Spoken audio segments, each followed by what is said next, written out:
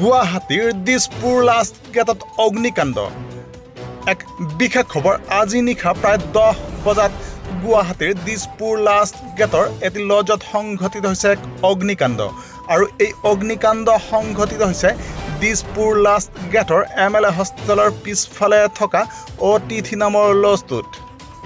এয়া আপোনালোকে দেখি আছে অগ্নিকাণ্ডৰ কিছু দৃশ্যাংশ আৰু এই অগ্নিকাণ্ড সংঘটিত হৈছে আজি নিশা প্ৰায় 10 বজাত গুৱাহাটীৰ দিছপুৰ লাষ্ট গেটৰ MLA হোষ্টেলৰ পিছফালে থকা অতিথি নামৰ লজটোত অৱশ্যে পিছত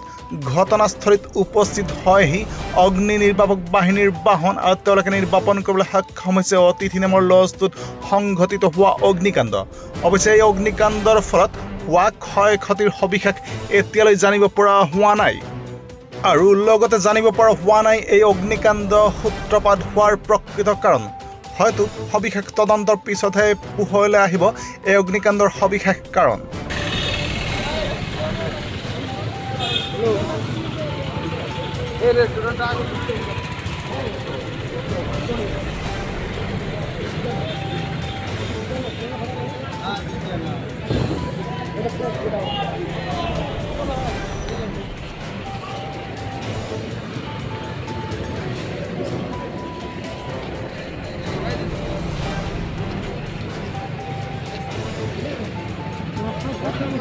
গ্লাস পাতি দিন চিটকিব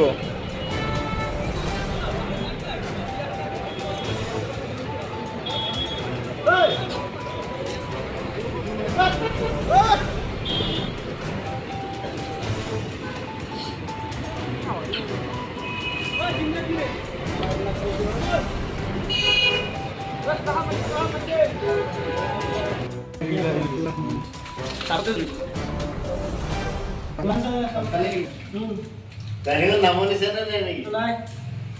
এই অলপ অলপ আছে এইখান লাগা নাই Oi guys.